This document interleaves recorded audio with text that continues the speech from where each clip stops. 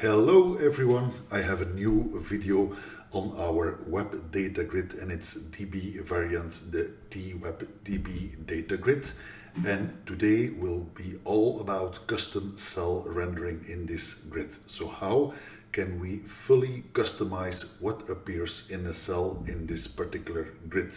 And this is achieved by implementing the columns OnCustomRender event, an event that is triggered for every cell in a particular column. And this event returns us the params object from where you can get the data of that cell and also the row index for which that cell will be rendered. The task that we have to do is return the HTML that will be visible in that particular cell of our web data grid. And notice that our HTML can also include JavaScript that is invoked to make the cell even more dynamic. I have two examples for you, so let's dive into our Delphi IDE and view how we can enrich the web data grid in a TMS WEB Core application with custom cell rendering. So here we have our first sample, which is a web core application with a web data grid dropped on the form. And I have added 3 columns in this data grid. First of all, the city column that will contain regular text, the color column, where it's the goal to do custom cell rendering by showing the actual color as the displayed color value in that cell. And the third column will be a progress column that will show the value of the cell as a progress bar in that particular cell. So this is achieved through the OnCustomRenderCell, and as you can see, I have these event handlers both for my color and my progress column. Before diving into the implementation of these event handlers, let's see how we have set up this grid further.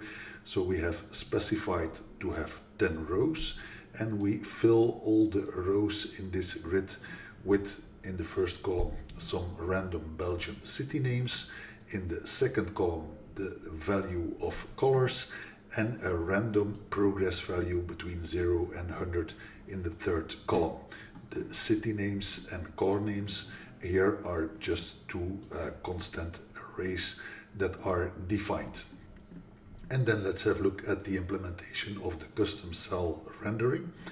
You can see that for the color column that we will insert an HTML div element, and so we get the row index of the custom cell that needs to be rendered, and we also get the actual cell data that we have filled with the name of these colors. So we get that cell data, and so we generate an HTML div element with the CSS background color style that is set to the actual value defined in the cell, and we use the text also to indicate the name of the color rendered in this particular cell. That's all there is to do to generate this specific custom cell rendering, just inserting the HTML div in this cell. When looking at the progress column, here we capture the data of the cell, so the progress value, via the params.value parameter. That's the integer, the random integer that was added here. And we add a progress bar with the red background color, and the code for rendering the progress bar is this function, this Pascal function, that will return a structure of HTML div elements. And here you can see how that is achieved. So these are 2 div elements, and the one div element within the other div element is rendered in such a way that it represents a progress bar indicating the actual progress value. And that's it. There is not much more to do than that for achieving the custom cell rendering in our web data grid. To show you the result, let's compile and run this application, open the browser, and this is the actual result. So you can see regular text in the city column, and here we have the cell background achieved by that div, for which we set the CSS style and the name of the color that is rendered. And here we have the progress bar. Remember, this was achieved by two HTML div elements, where the size of these divs represent the progress value that is set in a cell. That's how simple it is to achieve fully custom HTML set in cells for our web data grid.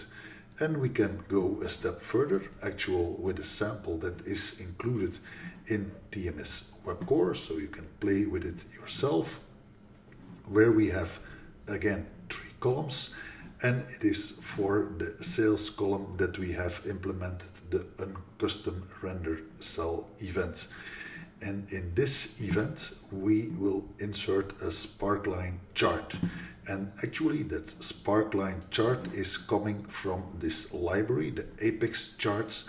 So that is a demonstration of how you can include whatsoever HTML and JavaScript library to render cells in the web data grid.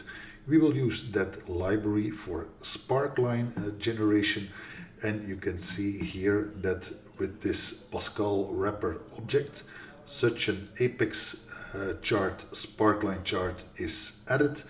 The data for that chart is set, so the values for that sparkline chart, and when these options are set, then we give the instruction, the JavaScript call, to render that cell in our web data grid. And so when I compile and run this example, this is how this will appear in our web data grid. Notice the Apex chart sparkline has some animation effect, so when I invoke new cells to be rendered, you can see that animation happening. And so this is the result, including, for example, when I hover over this sparkline chart, that you see the actual values. So you can actually integrate whatever you want in a cell of our web data grid. So there are no limits or boundaries on customizing the look and feel of our web data grid, as well as the DB variant, the WebDB data grid. You can explore this example among the demos of the web data grid in TMS WEB Core. If you like this video, don't forget to click the like button below if you want to stay in touch and get more content on the web data grid and the many other controls that we have. Don't forget to subscribe on this video, and you will be informed as soon as we have a new video. For now, thanks for your time, thanks for watching, and I wish you a lot of experiments and nice functions that you can achieve with our web data grid, part of TMS WEB Core.